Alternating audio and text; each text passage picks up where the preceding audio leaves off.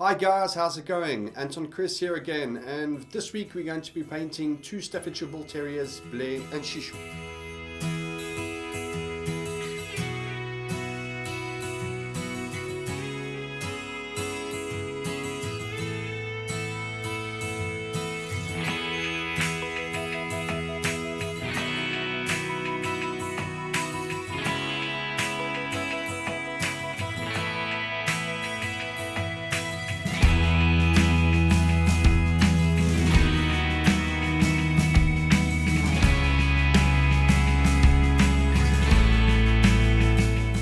I fell in love with this breed about 4 or 5 years ago when we decided to adopt my good friend Loki, who he himself is a Staffy.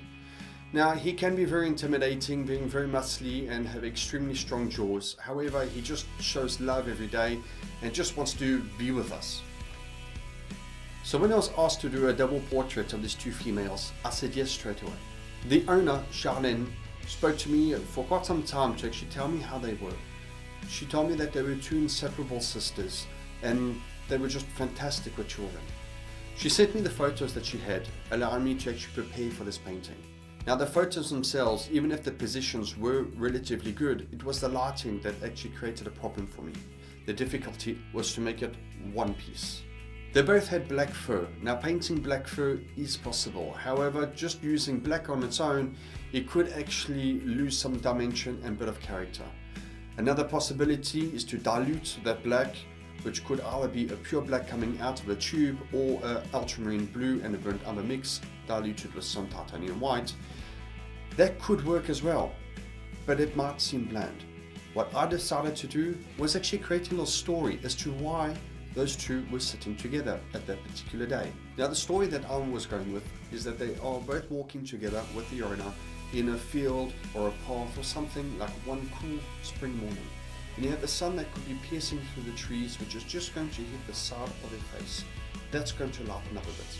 So on the one side I'm going to use some cool blues, cool purples to make the shadows quite rich.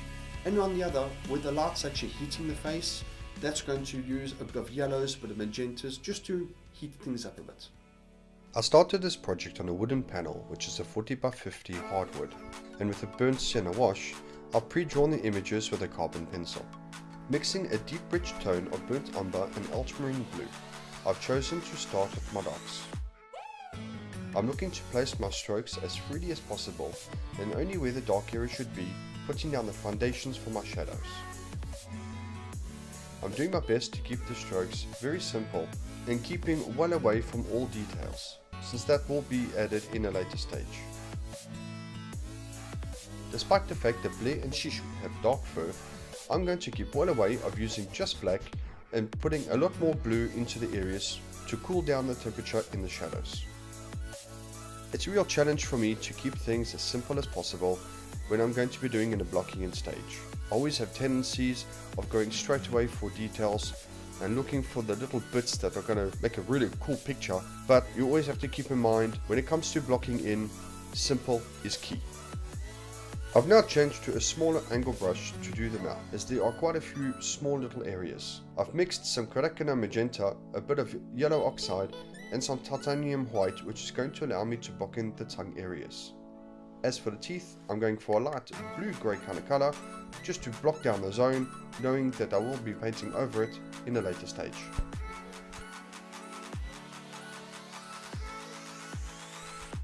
Using an angle brush, it allows me to get different effects that I could be looking for. You can have broad strokes, lines, and with slight touching actually gives a good fur effect.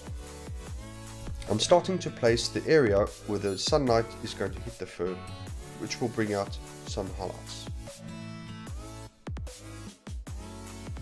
Adding in some Correcana magenta to this blue-grey mix, this colour is going to mainly be used around the ears and the sides of the face. This is going to allow me to raise the temperature at the areas of where the sunlight will be touching their fur. As I progress with the blocking in, we can see how it's all fitting in together. For the background, I'm looking to make a dark to light transition, playing around with some burnt umbers, burnt siennas, yellow oxide and titanium white. Being of course the opposite colour of ultramarine blue, it's going to help bring them forward. I'm trying to move my brush strokes, not to put it all in the same direction. I think this is going to give me a bit of texture and making things a bit more interesting. I'm starting my modeling stage with blend, reducing my filbert brush to a smaller size. I'm just looking to build up slowly my fur. I need to increase my saturation of the shadows between the eyes and actually under the eyes itself, which is going to give the painting a lot more of a 3D feel. Shadows are extremely important in any painting, if not it could look very flat.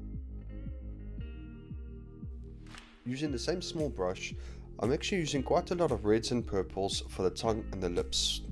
This is made with alizarin crimson, ultramarine blue, or some cobalt blue and a bit of titanium white. You can see I put a mix of burnt sienna, a touch of alizarin crimson and titanium white. This is, in my opinion, a fantastic mix which is going to go under the tongue and make a brilliant transition from the darkness in the corner right to the bright pink of the tongue.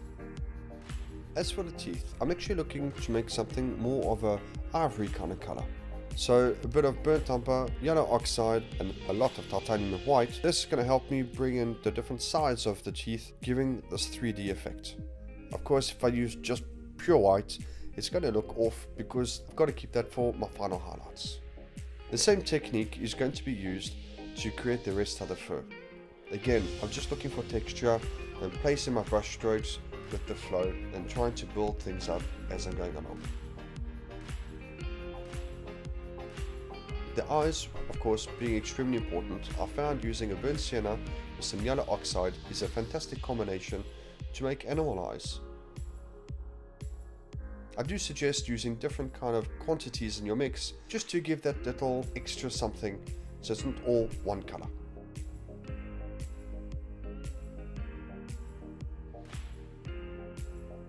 Returning back to the fur, I'm now using a medium dagger brush which is going to allow me to give different effects.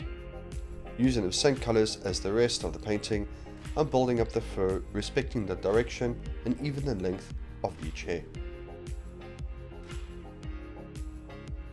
And finally, for the details. This is where I reserve my smallest of brushes. I'm looking to give that little extra something into the work and bring it all together. I'm going to be adding a bit more movement, increasing my saturation, my shadows, and basically just fine-tuning my painting. And of course, my brightest whites for my final highlights.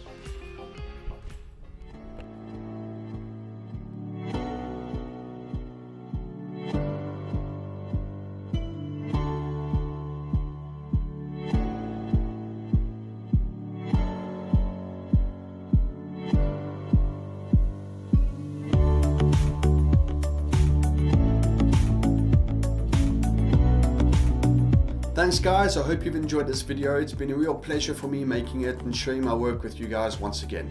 Don't forget to follow me on Instagram, Facebook, click on the subscribe button, the bell icon, and leave a comment on the scribble box down below. Until then, let's get some art done.